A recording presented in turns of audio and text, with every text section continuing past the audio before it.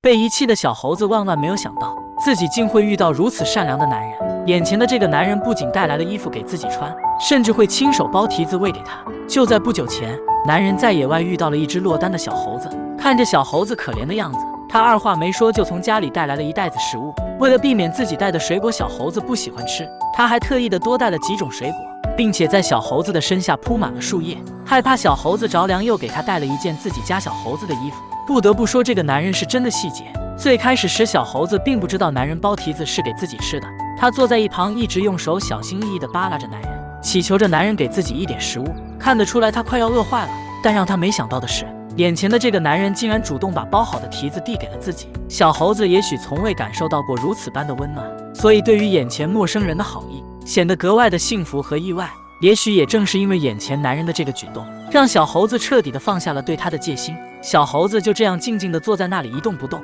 等待着男人一次次的投喂。不得不说，男人是真的细心，每颗剥好的蹄子他都会用手一一将它分成小瓣，然后递到小猴子的嘴边。也许是太久时间没吃过饱饭，小猴子一连吃了好几颗蹄子都没有吃饱，男人只好继续耐心地蹲在一旁，继续地给他剥着水果。小猴子则是静静地坐在那里等待。善良的男人遇到乖巧又可爱的小猴子，这是多么温馨的一个画面。虽然男人家里养一只小猴子都快要把自己折腾坏了，可他还是决定要把这只小猴子带走，给他一个真正的家。